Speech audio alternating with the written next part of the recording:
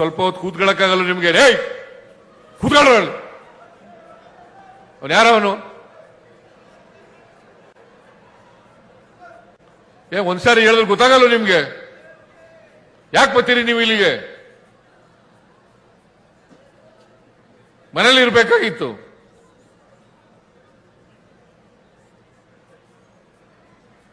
ಪೊಲೀಸ್ನವ್ರು ಅಲ್ಲಿ ಬಿಟ್ಬೇಡ್ರಿ, ಕಳಿಸ್ರಿ ಎಲ್ಲ.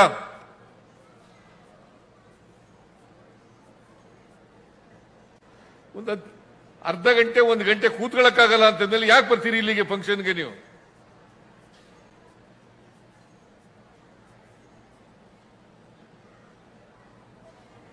ಈ ವರ್ಷದ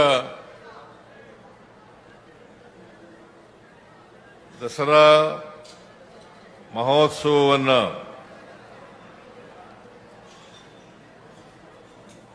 ಉದ್ಘಾಟನೆ ಮಾಡಿದಂತ ಬೂಕರ್ ಪ್ರಶಸ್ತಿ ವಿಜೇತರಾದಂತ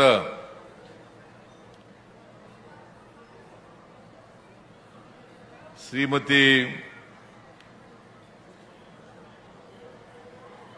ಬಾನು ಮುಷ್ತಾಕ್ ಅವರೇ,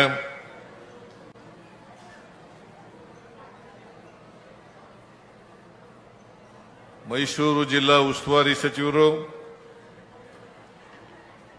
ಸಮಾಜ ಕಲ್ಯಾಣ ಇಲಾಖೆ ಸಚಿವರು ಆದಂತ ಡಾಕ್ಟರ್ ಎಸ್.ಸಿ. ಮಹದೇವಪ್ಪ ಅವರ, ಹಿರಿಯ ಸಚಿವರಾದಂತ ಎಚ್.ಕೆ. ಪಾಟೀಲ್ ಅವರ, ಕೆ.ಎಚ್. ಮುನಿಯಪ್ಪನವರ,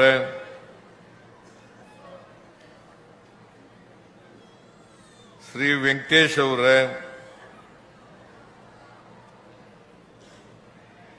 ಶಿವರಾಜ್ ತಂಗಡಗಿ ಅವರ, ಈ ಸಮಾರಂಭದ ಅಧ್ಯಕ್ಷತೆ ವಹಿಸಿರ್ತಕ್ಕಂಥ ಈ ಕ್ಷೇತ್ರದ ಶಾಸಕರು ಆದಂಥ ಶ್ರೀ ಜಿ.ಟಿ. ದೇವೇಗೌಡ ಅವರ, ಮಾಜಿ ಸಚಿವರಾದಂಥ ಶಾಸಕರು ಆದಂಥ ಶ್ರೀ ತನ್ವೀರ್ ಶೇಟ್ ಅವರ,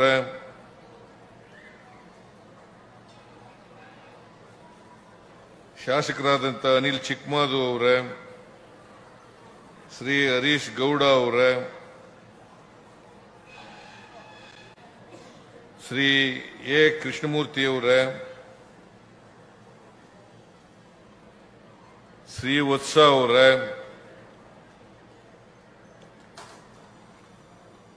ಶ್ರೀನಿವಾಸ್ ಅವರ, ಆನಂದ್ ಅವರ,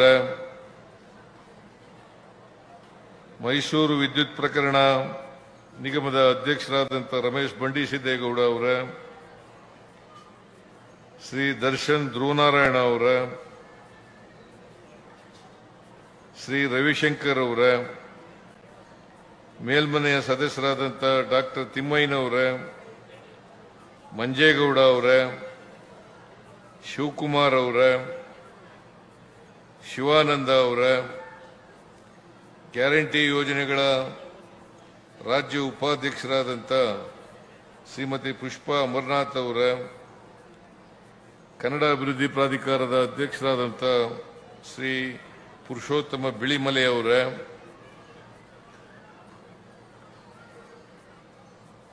ವಸ್ತು ಪ್ರದರ್ಶನ ಪ್ರಾಧಿಕಾರದ ಅಧ್ಯಕ್ಷರಾದಂಥ ಅಯ್ಯೂಬ್ ಖಾನ್ ಅವರ, ಕಾಡಾ ಅಧ್ಯಕ್ಷರಾದಂಥ ಮರುಸ್ವಾಮಿ ಅವರ, ಕನ್ನಡ ಪುಸ್ತಕ ಪ್ರಾಧಿಕಾರದ ಅಧ್ಯಕ್ಷರಾದಂಥ ಶ್ರೀ ಮಾನಸ ಅವರ, ವೇದಿಕೆ ಮೇಲಿರ್ತಕ್ಕಂಥ ಎಲ್ಲ ಆಹ್ವಾನಿತ ಗಣ್ಯರೇ, ಅಧಿಕಾರಿ ಸ್ನೇಹಿತರೆ, ಈ ಕಾರ್ಯಕ್ರಮದಲ್ಲಿ ಭಾಗವಹಿಸಿರ್ತಕ್ಕಂಥ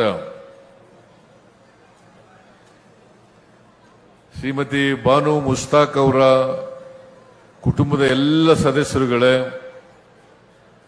ಇತರ ಎಲ್ಲ ಆತ್ಮೀಯ ಬಂಧುಗಳೇ, ತಾಯಂದಿರೇ,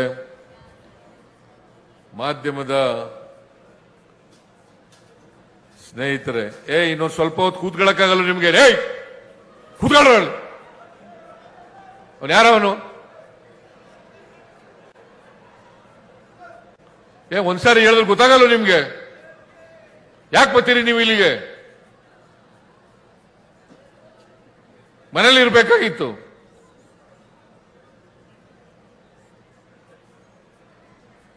ಪೊಲೀಸ್ನವ್ರು ಅಲ್ಲಿ ಬಿಟ್ಬೇಡ್ರಿ, ಕಳಿಸ್ರಿ ಎಲ್ಲ.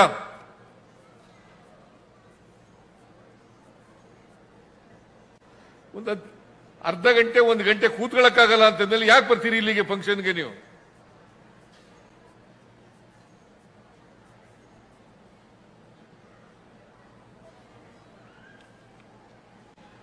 ಆತ್ಮೀಯ ಬಂಧುಗಳೇ,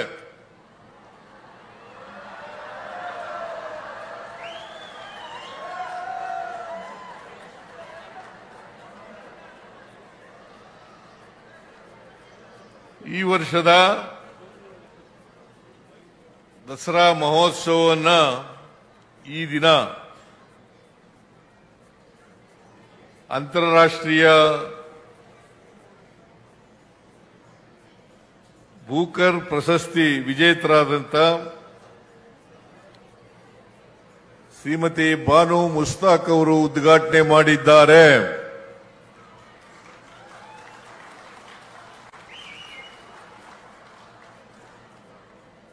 ಈಗಾಗಲೇ ಮಾದೇವಪ್ಪನವರು, ಜಿಟಿ ದೇವೇಗೌಡರು, ಬಾನು ಮುಸ್ತಾಕ್ ಅವರನ್ನ ಈ ಬಾರಿ ದಸರಾ ಉದ್ಘಾಟನೆ ಮಾಡಬೇಕಾದ್ರೆ ಅದರ ಹಿಂದಿನ ಕಾರಣಗಳೇನು ಅಂತಕ್ಕನ್ನೋದ್ರ ಬಗ್ಗೆ ಪ್ರಸ್ತಾಪ ಮಾಡಿದ್ದಾರೆ.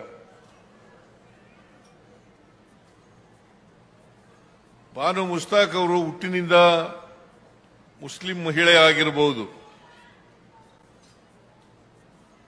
ಆದರೆ ಅವರು ಮನುಷ್ಯರು.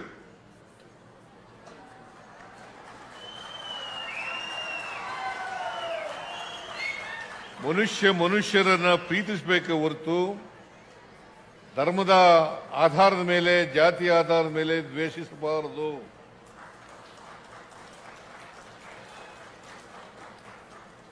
ನಾವೆಲ್ಲ ಮನುಷ್ಯರು.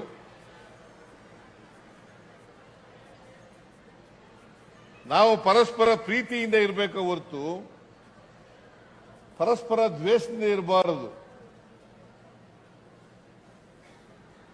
ಅದು ಮನುಷ್ಯತ್ವದ ಲಕ್ಷಣ ಅಲ್ಲ. ನಾವು ಮನುಷ್ಯತ್ವ ಒಪ್ಕೊಳ್ಳೋದಾದ್ರೆ ಈ ನಾಡಿನ ಯಾವುದೇ ಧರ್ಮ, ಯಾವುದೇ ಜಾತಿ, ಯಾವುದೇ ವರ್ಗಕ್ಕೆ ಸೇರಿರ್ತಕ್ಕಂಥವರು ಕೂಡ ಇಂಥ ಪ್ರಮುಖವಾದಂಥ ನಾಡ ಹಬ್ಬಗಳ ಉದ್ಘಾಟನೆಯನ್ನ ಮಾಡ್ತಕ್ಕಂಥದನ್ನ ಸ್ವಾಗತ ಮಾಡಬೇಕು. ಈ ನಾಡಿನ ಬಹುಸಂಖ್ಯಾತ ಜನ ಶ್ರೀಮತಿ ಬಾನು ಮುಸ್ತಾಕ್ ಅವರು ಉದ್ಘಾಟನೆ ಮಾಡ್ತಕ್ಕಂಥದನ್ನ ಒಪ್ಕೊಂಡಿದ್ದಾರೆ.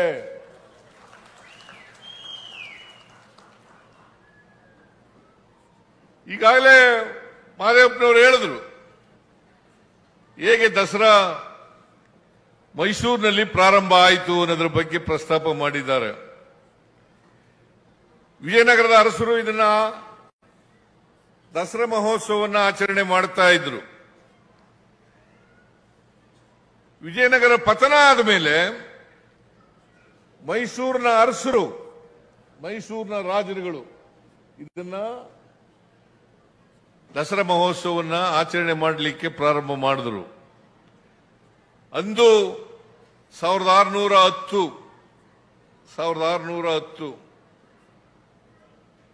ಅಂದಿನ ರಾಜರಾಗಿದ್ದಂತ ರಾಜ ಒಡೆಯರ್ ಅವರು ಶ್ರೀರಂಗಪಟ್ಟಣದಲ್ಲಿ ಪ್ರಾರಂಭ ಮಾಡಿದ್ರು. ಅದಾದ್ಮೇಲೆ ಯಾರು ಮಾಡಿದ್ರು ಅನ್ನೋದ್ರ ಬಗ್ಗೆ ಎಲ್ಲ ಪ್ರಸ್ತಾಪ ಮಾಡಿದ್ದಾರೆ. ಶ್ರೀರಂಗಪಟ್ಟಣದಲ್ಲಿ ಹೈದರಾಲಿ, ಟಿಪ್ಪು ಅವರೆಲ್ಲರೂ ಕೂಡ ದಸರಾ ಮಹೋತ್ಸವವನ್ನು ಆಚರಣೆ ಮಾಡ್ತಾ ಇದ್ರು.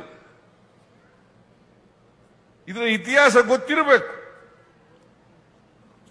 ಬಾಬಾ ಸಾಹೇಬ್ ಅಂಬೇಡ್ಕರ್ ಅವರು ಹೇಳ್ತಾ ಇದ್ರು, ಯಾರಿಗೆ ಇತಿಹಾಸ ಗೊತ್ತಿರಲ್ಲ ಅವ್ರು ಯಾರು ಕೂಡ ಭವಿಷ್ಯವನ್ನು ನಿರ್ಮಾಣ ಮಾಡಲಿಕ್ಕೆ ಸಾಧ್ಯ ಇಲ್ಲ.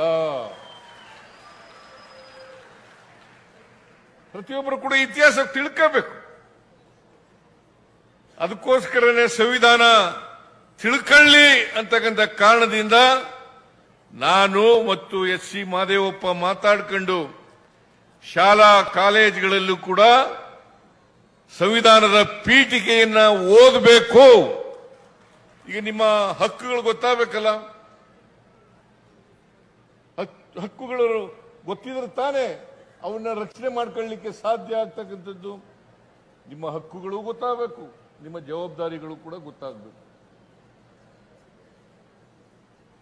ಹಕ್ಕುಗಳು ಜವಾಬ್ದಾರಿಗಳು ಜೊತೆನಲ್ಲೇ ಹೋಗೋದು ಯಾವಾಗಲೂ ಕೂಡ. ಬರೀ ಹಕ್ಕುಗಳಿರಲ್ಲ, ಜವಾಬ್ದಾರಿಗಳು ಕೂಡ ಇರ್ತವೆ.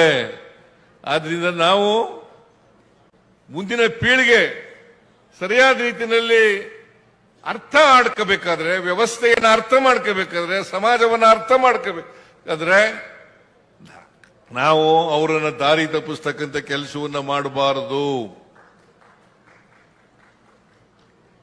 ಇತಿಹಾಸವನ್ನ ತಿರುಚಿ ಸ್ವಾರ್ಥಕ್ಕೋಸ್ಕರ, ರಾಜಕೀಯಕ್ಕೋಸ್ಕರ ಮಾಡ್ತಕ್ಕಂಥದ್ದಿದೆಯಲ್ಲ, ಅದು ಅಕ್ಷಮ್ಯ ಅಪರಾಧ ಅಂತಕ್ಕಂಥ ಮಾತುಗಳನ್ನು ಹೇಳಲಿಕ್ಕೆ ಬಯಸ್ತಾ ಇದ್ದೇನೆ. ಯಾರೇ ಆಗಲಿ ರಾಜಕೀಯಕ್ಕೋಸ್ಕರ ಬಳಸಬಾರದು. ರಾಜಕೀಯ ಮಾಡೋದಾದ್ರೆ ಖುಲ್ಲಾ ಇದೆ ಸಮಾಜದಲ್ಲಿ, ಮಾಡೋಣ. ಚುನಾವಣಾ ಸಂದರ್ಭದಲ್ಲಿ ಮಾಡೋಣ, ರಾಜಕೀಯ ಮಾಡೋಣ.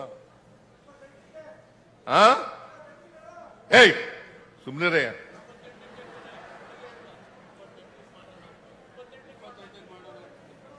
ಏನಾರ ಹೇಳಿ, ಮಧ್ಯದಲ್ಲಿ ಮಾತಾಡಬಾರ್ದು. ರಾಜಕೀಯ ಮಾಡಬೇಕು ಅಂದ್ರೆ ಮಾಡೋಣ. घोड़ा है, मैदान है, घोड़ा है, मैदान है. ರಾಜಕೀಯ ಮಾಡೋಣ. ಅಲ್ಲಿ ಇಲ್ಲ ಸಲ್ಲದ ಯಾವುದೋ ರಾಜಕಾರಣಕ್ಕೋಸ್ಕರ, ದ್ವೇಷಕ್ಕೋಸ್ಕರ, ಇನ್ಯಾರನ್ನೋ ಓಲೈಸಕ್ಕೋಸ್ಕರ ರಾಜಕಾರಣ ಮಾಡಬಾರದು. ಓಲೈಕೆ ರಾಜಕಾರಣ ಅದರಿಂದ ಲಾಭನೂ ಆಗಲ್ಲ, ನಷ್ಟನೇ ಜಾಸ್ತಿ ಆಗ್ತಕ್ಕಂಥದ್ದು ಅನ್ನೋದನ್ನ ಅರ್ಥ ಮಾಡ್ಕೋಬೇಕು ಅಂತಕ್ಕಂಥ ಮಾತುಗಳನ್ನ ಹೇಳಲಿಕ್ಕೆ ಬಯಸ್ತಾ ಇದ್ದೇನೆ. ಅದರಿಂದ ಹೈಕೋರ್ಟ್, ಸುಪ್ರೀಂ ಕೋರ್ಟ್ ಕೂಡ ಒಪ್ಕೊಂಡಿದೆ. ಈಗ ಸುಪ್ರೀಂ ಕೋರ್ಟ್ನವರು ಹೇಳಿದ್ರು, ಸಂವಿಧಾನದ ಪೀಠಿಕೆ ಓದ್ಕೊಂಡಿದ್ದೀರಾ ನೀವು ಅಂತ ಕೇಳಿದ್ರು. ಸಂವಿಧಾನದ ಪೀಠಿಕೆ ಏನಾದ್ರು ಓದ್ಕೊಂಡಿದ್ದೀರಪ್ಪ ನೀವು? ಸಂವಿಧಾನದ ಪೀಠಿಕೆ ಓದ್ಕೊಳ್ಳಿ. ತಕ್ಕ ಅವರು ಸರಿಯಾದಂತ ರೀತಿಯಲ್ಲಿ ಪಾಠಗಳು ಕೊಟ್ಟಿದ್ದಾರೆ. ಸುಪ್ರೀಂ ಕೋರ್ಟ್ನ ನ್ಯಾಯಾಧೀಶರುಗಳು, ಹೈಕೋರ್ಟ್ನ ನ್ಯಾಯಾಧೀಶರುಗಳು ಇದನ್ನು ನಾವೆಲ್ಲರೂ ಕೂಡ ಅರ್ಥ ಮಾಡ್ಕೋಬೇಕಾಗ್ತದೆ. ನಮ್ಮ ಸಂವಿಧಾನ ಜಾತ್ಯತೀತ, ಧರ್ಮಾತೀತ. ಇದನ್ನ ಅರ್ಥ ಮಾಡ್ಕೋಬೇಕಾಗ್ತದೆ. ನಮ್ಮ ಸಂವಿಧಾನನೇ ಅರ್ಥ ಆಗದೆ ಹೋದ್ರೆ ಏನ್ ಮಾಡಬೇಕು? ನಮ್ಮ ದೇಶದಲ್ಲಿ ಅನೇಕ ಜಾತಿಗಳಿದ್ದಾವೆ, ಧರ್ಮಗಳಿದ್ದಾವೆ. ಅದಕ್ಕೋಸ್ಕರನೇ ವೈವಿಧ್ಯತೆಯಲ್ಲಿ ಏಕತೆಯನ್ನ ಸಾರಬೇಕು. ವೈವಿಧ್ಯತೆಯಲ್ಲಿ ಏಕತೆಯನ್ನ ಸಾರಬೇಕು ಅಂತ ಹೇಳಿರ್ತಕ್ಕಂಥದ್ದು. ನಾವು ಯಾವುದೇ ಧರ್ಮಕ್ಕೆ ಸೇರಿರಲಿ, ಯಾವುದೇ ಜಾತಿಗೆ ಸೇರಿರಲಿ, ನಾವೆಲ್ಲರೂ ಕೂಡ ಭಾರತೀಯರು ಅಂತಕ್ಕಂಥ ಭಾವನೆ ಬಂದಾಗ ಮಾತ್ರ ಅದನ್ನ ಅರ್ಥ ಮಾಡ್ಕೊಳ್ಳಿಕ್ಕೆ ಆಗ್ತದೆ. ಇಲ್ಲದೆ ಹೋದ್ರೆ ಸಂವಿಧಾನನೇ ಅರ್ಥ ಆಗಿಲ್ಲ ಅಂತಂದ್ರೆ, ಸಂವಿಧಾನಕ್ಕೆ ವಿರುದ್ಧವಾಗಿರ್ತಕ್ಕಂಥವ್ರು ಮಾತ್ರ ಸಂವಿಧಾನ ಅರ್ಥ ಆಗಿಲ್ಲ ಅಂತ ಹೇಳಿ ಹೇಳ್ತಕ್ಕಂಥದ್ದು, ಅಥವಾ ಸಂವಿಧಾನವನ್ನು ತಿರುಚಿ ಹೇಳ್ತಕ್ಕಂಥವ್ರು, ಅದನ್ನ ಸ್ವಾರ್ಥಿಗಳು. ಸಂವಿಧಾನಕ್ಕೆ ಮಾಡ್ತಕ್ಕಂಥ ಅಪಚಾರ, ನಮ್ಮ ನಾಡಿಗೆ ಮಾಡ್ತಕ್ಕಂಥ ಅಪಚಾರ, ನಮ್ಮ ದೇಶಕ್ಕೆ ಮಾಡ್ತಕ್ಕಂಥ ಅಪಚಾರ, ಇದನ್ನ ನಾವೆಲ್ಲರೂ ಕೂಡ ಅರ್ಥ ಮಾಡ್ಕೋಬೇಕಾಗ್ತದೆ. ಆದ್ರಿಂದ ಅದಕ್ಕೆ ಸಂವಿಧಾನದಲ್ಲಿ ಬಾಬಾ ಸಾಹೇಬ್ ಅಂಬೇಡ್ಕರ್ ಅವರು ಬಹಳ ಸ್ಪಷ್ಟವಾಗಿ ಹೇಳಿದ್ದಾರೆ, ಸಹಿಷ್ಣುತೆ ಇರಬೇಕು. ಸಹಬಾಳ್ವೆ ಇರಬೇಕು. ಸಹಿಷ್ಣುತೆ, ಸಹಬಾಳ್ವೆ ಇದ್ದಾಗ ಮಾತ್ರ ನಾವು ಭಾರತೀಯರು ಅಂತ ಅನ್ಕೊಳ್ಳಿಕ್ಕೆ ಸಾಧ್ಯ ಆಗ್ತದೆ. ಇಲ್ಲದೆ ಹೋದ್ರೆ ನಾವು ಯಾವುದೇ ಸಂವಿಧಾನಕ್ಕೆ, ಯಾವುದೇ ಧರ್ಮಕ್ಕೆ, ಯಾವುದೇ ಜಾತಿಗೆ ಅಗ್ರಸ್ಥಾನವನ್ನು ಕೊಡಲಿಕ್ಕೆ ಹೋಗಿಲ್ಲ, ಸಾರ್ವಭೌಮತ್ವವನ್ನು ಕೊಡಲಿಕ್ಕೆ ಹೋಗಿಲ್ಲ. ಎಲ್ಲವೂ ಕೂಡ ಸಮಾನ, ಎಲ್ಲರಿಗೂ ಸಮಾನ ಅವಕಾಶ. ಇದು ಒತ್ತಿ ಒತ್ತಿ ನಮ್ಮ ಸಂವಿಧಾನ ಹೇಳ್ತದೆ. ಇದನ್ನ ನಾವು ಈ ಮೂಲ ತತ್ವವನ್ನು ಅರ್ಥ ಮಾಡ್ಕೊಳ್ಳದೆ ಹೋದರೆ ನಾವು ದೇಶಕ್ಕೆ ಮಾಡ್ತಕ್ಕಂಥ ಅಪಚಾರ ಅಂತಕ್ಕಂಥದನ್ನ ತಿಳ್ಕೋಬೇಕಾಗ್ತದೆ. ಸಂವಿಧಾನಕ್ಕೆ ಮಾಡ್ತಕ್ಕಂಥ ಅಪಚಾರ ಅಂತಕ್ಕಂಥದ್ದು ತಿಳ್ಕೋಬೇಕಾಗ್ತದೆ. ಆದ್ರಿಂದ ಬಾನು ಮುಸ್ತಾಕ್ ಅವರು ಅಂತಾರಾಷ್ಟ್ರೀಯ ಬೂಕರ್ ಪ್ರಶಸ್ತಿಯನ್ನ ಪಡ್ಕೊಂಡಿರ್ತಕ್ಕಂಥವರು. ಅವರು ಈ ಸಾರಿ ದಸರಾ ಉದ್ಘಾಟನೆ ಮಾಡಿರ್ತಕ್ಕಂಥದ್ದು ಸರಿಯಾಗಿದೆ. ಕನ್ನಡ ನಾಡಿಗೆ ಗೌರವವನ್ನು ತರ್ತಕ್ಕಂಥ ಕೆಲಸ ಆಗಿದೆ ಅಂತಕ್ಕಂಥ ಮಾತುಗಳನ್ನ ಹೇಳಲಿಕ್ಕೆ ಬಯಸ್ತಾ ಇದ್ದೇನೆ. ಹಾಗಾಗಿ ನಾನು ಬಾನು ಮುಸ್ತಾಕ್ ಅವರಿಗೆ ಕವಿಯತ್ರಿ, ಸಾಹಿತಿ, ಹೋರಾಟಗಾರ್ತಿ, ಬೂಕರ್ ಪ್ರಶಸ್ತಿ ವಿಜೇತೆ ಶ್ರೀಮತಿ ಬಾನು ಮುಸ್ತಾಕ್ ಅವರಿಗೆ ಸರ್ಕಾರದ ವತಿಯಿಂದ, ನನ್ನ ವತಿಯಿಂದ, ಇಡೀ ಮೈಸೂರು ಜಿಲ್ಲೆಯ ನಾಡಿನ ವತಿಯಿಂದ ನಿಮಗೆ ಅಭಿನಂದನೆಗಳನ್ನು ಸಲ್ಲಿಸಲಿಕ್ಕೆ ಬಯಸ್ತಾ ಇದ್ದೇನೆ.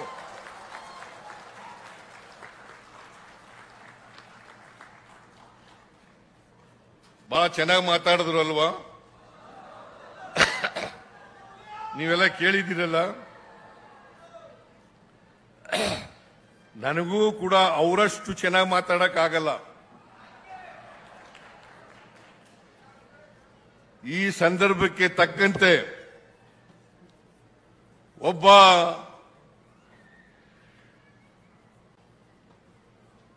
ಕವಿಯತ್ರಿಯಾಗಿ, ಸಾಹಿತಿಯಾಗಿ, ಉದ್ಘಾಟಕರಾಗಿ ಬಹಳ ಅರ್ಥಗರ್ಭಿತವಾಗಿ ಮಾತಾಡಿದ್ದಾರೆ.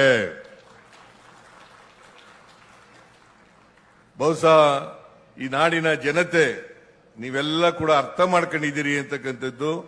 ಬಹುಶಃ ಯಾರು ಇವರನ್ನ ವಿರೋಧ ಮಾಡ್ತಾ ಇದ್ರು ಅವ್ರಿಗೂ ಕೂಡ ಕಣ್ತರಿಸ್ತಕ್ಕಂಥ ರೀತಿಯಲ್ಲಿ ಇದೆ ಅಂತಕ್ಕಂಥ ಮಾತುಗಳನ್ನು ಹೇಳಲಿಕ್ಕೆ ಬಯಸ್ತಾ ಇದ್ದೇನೆ. ಅದರಿಂದ ನಾನು ಹೆಚ್ಚು ಮಾತಾಡ್ಲಿಕ್ಕೆ ಹೋಗಲ್ಲ ಬಾನು ಮುಸ್ತಾಕ್ ಅವ್ರ ಬಗ್ಗೆ. ಬಾನು ಮುಸ್ತಾಕ್ ಅವರು ಹಾಸನದವರು, ಮೈಸೂರಿಗೆ ಅನೇಕ ಸಾರಿ ಬಂದಿದ್ದಾರೆ. ಮೈಸೂರಿನಲ್ಲೂ ಕೂಡ ಅನೇಕ ಸಂದರ್ಭಗಳಲ್ಲಿ ಸಭೆಗಳಲ್ಲಿ, ಸಮಾರಂಭಗಳಲ್ಲಿ ಭಾಗವಹಿಸಿದ್ದಾರೆ, ಮಾತನಾಡಿದ್ದಾರೆ. ಅವರು ಭಾಷಣ ಕೇಳಿದ್ದೀವಿ. ಅವರು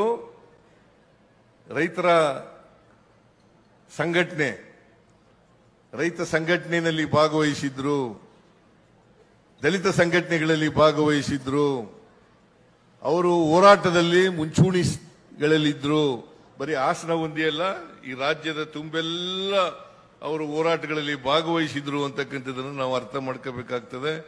ಅವರು ಬಹಳ ಜನಪ್ರಿಯ ಸಾಹಿತಿ, ಹೋರಾಟಗಾರ್ತಿ, ಅದಕ್ಕಿಂತ ಬಹಳ ಮುಖ್ಯವಾಗಿ ಕನ್ನಡದ ಸಾಹಿತಿ. ಒಬ್ಬ ಮುಸ್ಲಿಂ ಮಹಿಳೆಯಾದರೂ ಕೂಡ ಕನ್ನಡದ ಸಾಹಿತಿ, ಕನ್ನಡದ ಲೇಖಕಿ, ಕನ್ನಡದ ಹೋರಾಟಗಳಲ್ಲಿ ಭಾಗವಹಿಸಿರ್ತಕ್ಕಂಥದ್ದು. ಅದರಿಂದ ನಾವು ಇದನ್ನ ಅರ್ಥ ಮಾಡ್ಕೋಬೇಕಾಗ್ತದೆ. ಒಬ್ಬ ಮುಸ್ಲಿಂ ಮಹಿಳೆ ಕನ್ನಡದ ಲೇಖಕಿಯಾಗಿ ಕರ್ನಾಟಕಕ್ಕೆ ಗೌರವ ತಂದುಕೊಟ್ಟಿದ್ದಾರಲ್ಲ, ಅವರ ಪುಸ್ತಕ ಇದೆಯಲ್ಲ, ಎಂಥದ್ದು, ಹೃದಯ, ದೀಪಾ ಬಾಸ್ತಿಯವರು ಇಂಗ್ಲಿಷ್ಗೆ ತರ್ಜುಮೆ ಮಾಡಿದ್ದಾರೆ. ದೀಪಾ ಬಾಸ್ತಿಯವರು ಕೊಡಗಿನವರು. ಅವ್ರಿಗೆ ಬಾಸ್ತಿಯವರಿಗೆ ಮತ್ತೆ ಬಾನು ಮುಸ್ತಾಕ್ ಅವರಿಗೆ ಇಬ್ಬರಿಗೂ ಕರೆದು ಸರ್ಕಾರದ ವತಿಯಿಂದ ಗೌರವ ಸಲ್ಲಿಸತಕ್ಕಂಥ ಕೆಲಸವನ್ನ ಮಾಡಿದ್ದೇವೆ.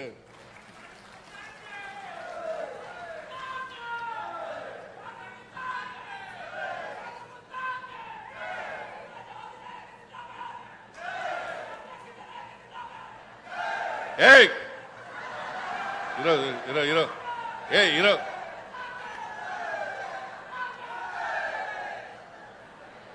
ವಿಜೃಂಭಣೆಯಿಂದ ಸಡಗರದಿಂದ ಸರ್ಕಾರ ಆಚರಣೆ ಮಾಡ್ತಾ ಇದೆ ಅಂತಕ್ಕಂಥ ಮಾತುಗಳನ್ನು ಹೇಳಲಿಕ್ಕೆ ಬಯಸ್ತಾ ಇದ್ದೇನೆ.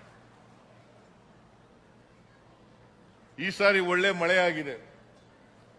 ಕಳೆದ ವರ್ಷನೂ ಒಳ್ಳೆ ಮಳೆ ಆಗಿತ್ತು. ಈ ವರ್ಷನೂ ಒಳ್ಳೆ ಮಳೆ ಆಗಿದೆ. ಕೆರೆ ಕಟ್ಟೆಗಳೆಲ್ಲ ತುಂಬಿದವೆ, ಜಲಾಶಯಗಳೆಲ್ಲ ತುಂಬಿದವೆ. ಜನರ ಮುಖದಲ್ಲಿ ಮಂದಹಾಸ ಇದೆ. ಇದೆಯಾ ಇಲ್ಲ? ಜನರ ಮುಖದಲ್ಲಿ ಮಂದಹಾಸ ಇದೆ. ಈ ಸಾರಿ ವಿಶೇಷ ಏನಪ್ಪಾ ಅಂದ್ರೆ ಮಹಾತ್ಮ ಗಾಂಧೀಜಿಯವರು ಅಧಿವೇಶನ ಮಾಡಿ, ಕಾಂಗ್ರೆಸ್ ಅಧಿವೇಶನ ಮಾಡಿ 100 ವರ್ಷ ಬೆಳಗಾಂನಲ್ಲಿ ಕೂತ್ಕೊಳ್ರಿ ಯಾರಲ್ಲ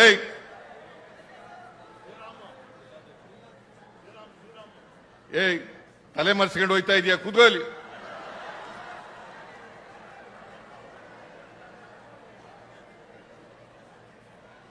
ಮಹಾತ್ಮ ಗಾಂಧೀಜಿಯವರು ಬೆಳಗಾಂನಲ್ಲಿ ಕಾಂಗ್ರೆಸ್ನ ಮೊದಲೇ ಅಧಿವೇಶನ ಆಗಿ 100 ವರ್ಷ ಆಗಿದೆ. ಅದಕ್ಕೋಸ್ಕರವಾಗಿ ಈ ಸಾರಿ ವಿಶೇಷ ಜಂಬೂ ಸವಾರಿನಲ್ಲಿ ವಿಶೇಷವಾದ ಮೆರುಗನ್ನ ಕೊಡ್ತಕ್ಕಂಥ ಕೆಲಸವನ್ನ ಮಾಡ್ತೇವೆ ಅಂತಕ್ಕಂಥ ಮಾತುಗಳನ್ನು ಕೂಡ ಹೇಳಲಿಕ್ಕೆ ಬಯಸ್ತಾ ಇದ್ದೇನೆ.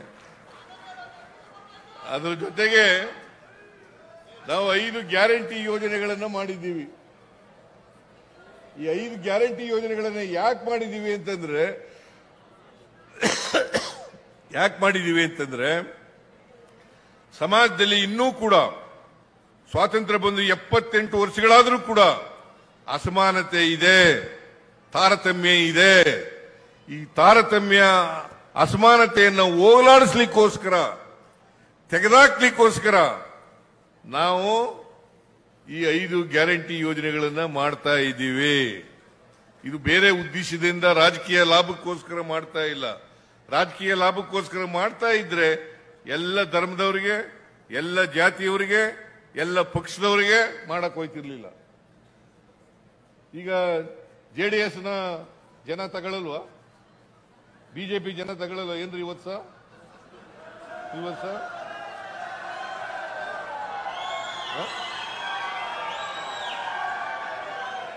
ಬಡವರು ಎಲ್ಲದರಲ್ಲೂ ಇದ್ದಾರೆ, ಎಲ್ಲ ಧರ್ಮದಲ್ಲೂ ಇದ್ದಾರೆ, ಎಲ್ಲ ಜಾತಿಲೂ ಇದ್ದಾರೆ, ಎಲ್ಲ ಪಕ್ಷದಲ್ಲೂ ಇದ್ದಾರೆ. ಬಡವರಿಗೆ ಶಕ್ತಿ ಕೊಡಬೇಕು ಅಂತಕ್ಕಂಥ ಕಾರಣಕ್ಕೋಸ್ಕರ ಆರ್ಥಿಕವಾಗಿ, ಸಾಮಾಜಿಕವಾಗಿ ಶಕ್ತಿಯನ್ನು ತುಂಬಬೇಕು. ಆ ಮೂಲಕ ಈ ಸಮಾಜದಲ್ಲಿರ್ತಕ್ಕಂಥ ಜಾತಿ ವ್ಯವಸ್ಥೆಯನ್ನು ತೆಗೆದುಹಾಕಬೇಕು. ಎಲ್ಲಿವರೆಗೆ ಜಾತಿ ವ್ಯವಸ್ಥೆ ಇರುತ್ತದೆ ಅಲ್ಲಿವರೆಗೆ ಅಸಮಾನತೆ, ದೌರ್ಜನ್ಯ ಮುಂದುವರಿಯುತ್ತದೆ.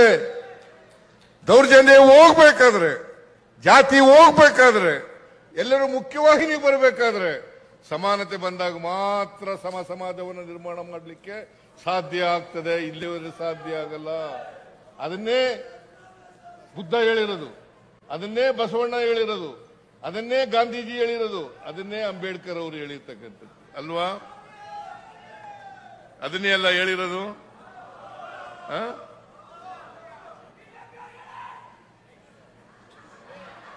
ಅದನ್ನೇ ಕೆ.ವಿ. ಪುಟ್ಟಪ್ಪನವರು ಹೇಳಿರೋದು, ಕುವೆಂಪು ಅವರು ಹೇಳಿರ್ತಕ್ಕಂಥದ್ದು. ಸಮಪಾಲು ಸಮಬಾಳು, ಸಮಪಾಲು ಸಮಬಾಳು, ಅಂತ್ಯೋದಯ ಆಗ್ಬೇಕು. ಇದಾಗದೆ ಹೋದರೆ ಜಾತಿ ಹೋಗಲ್ಲ, ಸಮಾಜ ಸಮಾಜ ಆಗಲ್ಲ. ಯಾವುದೇ ಧರ್ಮ ಇರಲಿ, ಯಾವುದೇ ಜಾತಿ ಇರಲಿ. ಅದಕ್ಕೆ ಕುವೆಂಪು ಅವರು ಒಂದು ಹೇಳಿದ್ರು, ಎಲ್ಲ ದೇವಸ್ಥಾನಗಳನ್ನ, ಚರ್ಚ್ಗಳನ್ನ, ಮಸೀದಿಗಳನ್ನ ಬಿಟ್ಟು ಬರ್ರಿ, ಮನುಷ್ಯರಾಗ್ರಿ ಅಂತ ಹೇಳಿದ್ರು. ಸರ್ವ ಜನಾಂಗದ ಶಾಂತಿಯ ತೋಟ, ಸರ್ವ ಜನಾಂಗದ ಶಾಂತಿಯ ತೋಟ ಆಗಬೇಕು ಅಂತಂದ್ರು. ನಾವು ಮತ್ತೆ ಸಮಾಜವನ್ನು ಒಡಿತಕ್ಕಂಥ ಕೆಲಸ ಮಾಡಬೇಕಾ? ಧರ್ಮದ ಆಧಾರದ ಮೇಲೆ, ಜಾತಿಯ ಆಧಾರದ ಮೇಲೆ ಸಮಾಜವನ್ನು ಒಡಿತಕ್ಕಂಥ ಕೆಲಸ ಮಾಡಬೇಕಾ? ಮಾಡಬಾರದು. ನಮ್ಮ ಸಂವಿಧಾನ ಅದನ್ನು ಹೇಳಿಲ್ಲ. ನಮ್ಮ ಸಂವಿಧಾನ ನಾವೆಲ್ಲರೂ ಕೂಡ ಮನುಷ್ಯರಾಗಿ ಬಾಳಿ ಸಮಸಮಾಜವನ್ನು ಕಟ್ಟಿ ಎಲ್ಲರೂ ಭ್ರಾತೃತ್ವದಿಂದ ಸಮ ಭಾವನೆಯನ್ನು ಬೆಳೆಸ್ಕೊಳ್ಳಿ ಅಂತ ಹೇಳಿದ್ದಾರೆ. ಇದನ್ನ ಬೆಳೆಸ್ಕೊಳ್ತಕ್ಕಂಥ ಇದನ್ನೇ ನಾಡ ದೇವತೆ ಚಾಮುಂಡೇಶ್ವರಿ ಹೇಳ್ತಕ್ಕಂಥದ್ದು. ಇದನ್ನೇ ದಸರಾ ಮೂಲಕ ಜನರಿಗೆ ಸಂದೇಶ ಕೊಡ್ತಕ್ಕಂಥದ್ದು. ಇದನ್ನ ನಾವು ಅರ್ಥ ಮಾಡ್ಕೋಬೇಕಾಗ್ತದೆ. ಅದಕ್ಕೆ ಇದನ್ನ ನಾಡ ಹಬ್ಬ, ಜನರ ಹಬ್ಬ ಅಂತ ಕರೆಯುವುದು. ನಾಡಿನ ಹಬ್ಬ, ಜನರ ಹಬ್ಬ. ಇದು ಒಂದು ಧರ್ಮದ ಜನರ ಹಬ್ಬ ಅಲ್ಲ, ಒಂದು ಜಾತಿಯವರ ಹಬ್ಬ ಅಲ್ಲ, ಎಲ್ಲ ಧರ್ಮಗಳ ಎಲ್ಲ ಜಾತಿಗಳ ಹಬ್ಬ. ಅದಕ್ಕೆ ಇದನ್ನು ಜಗದ್ವಿಖ್ಯಾತ ದಸರಾ ಅಂತ ಕರೆಯುವುದು. ಜಗದ್ವಿಖ್ಯಾತ ದಸರಾ ಅಂತ ಕರೆಯುವುದು. ನಾವು ಈ 5 ಗ್ಯಾರಂಟಿ ಯೋಜನೆಗಳಿಗೆ ಇಲ್ಲಿವರೆಗೆ ಅದನ್ನು ಕೂಡ ಕೊಂಕು ಮಾತುಗಳಾಡಿದ್ರು. ಸಿದ್ದರಾಮಯ್ಯನವರು ಈ ಗ್ಯಾರಂಟಿ ಯೋಜನೆಗಳನ್ನ ಮುಂದುವರಿಸಕ್ಕಾಗಲ್ಲ, ಮಾಡಿದ್ರೆ ಕರ್ನಾಟಕ ಸರ್ಕಾರ ದಿವಾಳಿ ಆಗಿಬಿಡ್ತದೆ. ನಾವು ಇಲ್ಲಿವರೆಗೆ ಸುಮಾರು 1 ಲಕ್ಷ ಕೋಟಿ ರೂಪಾಯಿಗಳನ್ನ ಗ್ಯಾರಂಟಿ ಯೋಜನೆಗಳಿಗೆ ಖರ್ಚು ಮಾಡಿದ್ದೀವಿ. 1 ಲಕ್ಷ ಕೋಟಿ. ರಾಜ್ಯ ದಿವಾಳಿ ಆಗಿದೆಯಾ? ದಿವಾಳಿ ಆಗಿದೆಯಾ? ಪ್ರತಿ ವರ್ಷ 52ರಿಂದ 55 ಸಾವಿರ ಕೋಟಿ ರೂಪಾಯಿಗಳನ್ನ ಇದಕ್ಕೆ ಖರ್ಚು ಮಾಡ್ತಾ ಇದ್ದೀವಿ. ಪ್ರತಿಯೊಂದು ಮನೆಗೆ, ಬಡವರ ಮನೆಗೆ, ದೀನದಲಿತರ ಮನೆಗೆ, ದುರ್ಬಲರ ಮನೆಗೆ 4ರಿಂದ 5 ಸಾವಿರ ರೂಪಾಯಿಗಳನ್ನು ಕೊಡ್ತಾ ಇದ್ದೇವೆ. ಇವತ್ತು ಕೊಂಡ್ಕೊಳ್ತಕ್ಕಂಥ ಶಕ್ತಿ ಜಾಸ್ತಿ ಆಗಿದೆ. ಶಕ್ತಿ ಯೋಜನೆಯ ಮೂಲಕ ಇವ್ರು ಯಾರು ಕೂಡ ಹೆಣ್ಮಕ್ಳು ಇಲ್ಲಿ ಕೂತಿದಾರಲ್ಲ, ಇವ್ರು ಯಾರು ಕೂಡ ಬಸ್ ಚಾರ್ಜ್ ಕೊಡಾಗಿಲ್ಲ. ಸುಮಾರು 500 ಕೋಟಿಗೂ ಹೆಚ್ಚು ಜನ ಮಹಿಳೆಯರು 500 ಕೋಟಿಗೂ ಹೆಚ್ಚು ಜನ ಮಹಿಳೆಯರು ಫ್ರೀಯಾಗಿ ಸರ್ಕಾರಿ ಬಸ್ಗಳಲ್ಲಿ ಪ್ರಯಾಣ ಮಾಡಿದ್ದಾರೆ. ಇದು ಯಾವ ಕಾರಣಕ್ಕೂ ನಿಲ್ಲಲ್ಲ. ಯಾರು ವಿರೋಧ ಮಾಡಿದ್ರು ಅವರೇ ಈಗ ಕಾಪಿ ಮಾಡಕ್ ಶುರು ಮಾಡಿಬಿಟ್ಟಿದ್ದಾರೆ. ಯಾರು ವಿರೋಧ ಮಾಡಿದ್ರು ಅವರೇ ಕಾಪಿ ಮಾಡಕ್ ಶುರು ಮಾಡಿದ್ರು.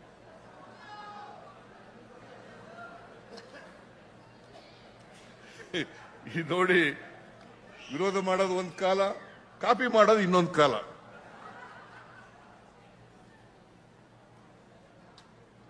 ಈಗ ಏನಾಗಿದೆ ಅಂತಂದ್ರೆ, ಕರ್ನಾಟಕ ಈ ಗ್ಯಾರಂಟಿ ಯೋಜನೆಗಳನ್ನು ಮಾಡಿದ ಮೇಲೆ ಕರ್ನಾಟಕ ತಲಾ ಆದಾಯದಲ್ಲಿ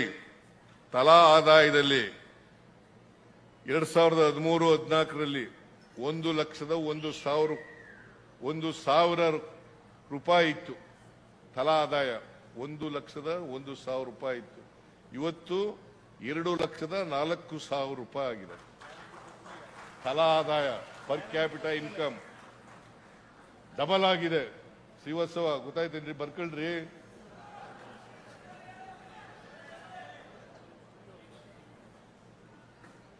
Karnataka number 1 in the country.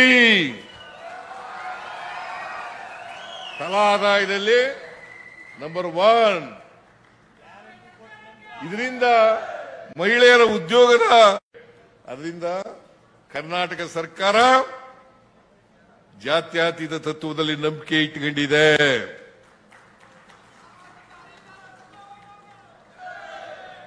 ಎಲ್ಲರ ಅಭ್ಯುದಯದಲ್ಲಿ ನಂಬಿಕೆ ಇಟ್ಟುಕೊಂಡಿದೆ. ಬಡವ ಬಲ್ಲಿದ ಮೇಲ್ಜಾತಿ ಕೆಳಜಾತಿ ಹೋಗ್ಬೇಕು, ಎಲ್ಲರೂ ಸಮಾನವಾಗಿ ಬದುಕಬೇಕು ಅನ್ನೋದ್ರಲ್ಲಿ ನಂಬಿಕೆ ಇಟ್ಕೊಂಡಿರ್ತಕ್ಕಂಥ ಸರ್ಕಾರ ಕಾಂಗ್ರೆಸ್ ಸರ್ಕಾರ. ನಮ್ಮ ಸರ್ಕಾರ ಅಂತಕ್ಕಂಥ ಮಾತು, ನಿಮ್ಮ ಸರ್ಕಾರ ಅಂತಕ್ಕಂಥ ಮಾತುಗಳನ್ನು ಹೇಳಲಿಕ್ಕೆ ಬಯಸ್ತಾ ಇದ್ದೇನೆ. ಅದರಿಂದ ನಾನು ಹೆಚ್ಚು ಮಾತಾಡ್ಲಿಕ್ಕೆ ಹೋಗಲ್ಲ. ಪಾಪ ಈಗಾಗಲೇ ಹೊರಟು ಬಿಟ್ಟಿದ್ರು ಎಲ್ಲ ಮಹಿಳೆಯರು, ಹೆಚ್ಚು ಮಾತಾಡಕ್ ಹೋಗಲ್ಲ. ಈ ಸಾರಿ ಬಾನು ಮುಸ್ತಾಕ್ ಅವರು ದಸರಾ ಉದ್ಘಾಟನೆಯನ್ನ ಬಹಳ ಅರ್ಥಗರ್ಭಿತವಾಗಿ ಮಾಡಿದ್ದಾರೆ. ನೀವೆಲ್ಲರೂ ಕೂಡ ಖುಷಿಯಾಗಿದ್ದೀರಿ. ಪಾಪ ಯಾರು ವಿರೋಧ ಮಾಡ್ತೀರಾ ಅವರು ಖುಷಿಯಾಗಿದ್ದಾರೆ ಮನಸ್ಸಿನಲ್ಲಿ ಅಂತ ಮಾತುಗಳನ್ನು ಹೇಳಲಿಕ್ಕೆ ಬಯಸ್ತಾರೆ. ಮನಸ್ಸಿನಲ್ಲಿ ಅವರು ಖುಷಿನೇ ಪಡೋದು. ಆದ್ರಿಂದ ಸಂವಿಧಾನ ಯಾರು ಓದ್ಕೊಂಡಿದ್ದಾರೆ, ಯಾರು ಅರ್ಥ ಮಾಡ್ಕೊಂಡಿದ್ದಾರೆ, ಅವರೆಲ್ಲರೂ ಕೂಡ ಖುಷಿ ಪಡ್ತಾರೆ ಅಂತಕ್ಕಂಥ ಮಾತುಗಳನ್ನು ಹೇಳಿ, ಇನ್ನು 11 ದಿನ ನೀವೆಲ್ಲರೂ ಕೂಡ ದಸರಾ ಉತ್ಸವದಲ್ಲಿ ಭಾಗಿಯಾಗಿ ಸಡಗರದಿಂದ ಸಂಭ್ರಮದಿಂದ ಆಚರಿಸಿ ಅಂತಕ್ಕಂಥ ಮಾತುಗಳನ್ನು ಹೇಳ್ತಾ, ನಾಡಿನ ಎಲ್ಲ ಜನರಿಗೆ ದಸರಾ ಮಹೋತ್ಸವದ ಶುಭಾಶಯಗಳನ್ನು ಕೋರಿ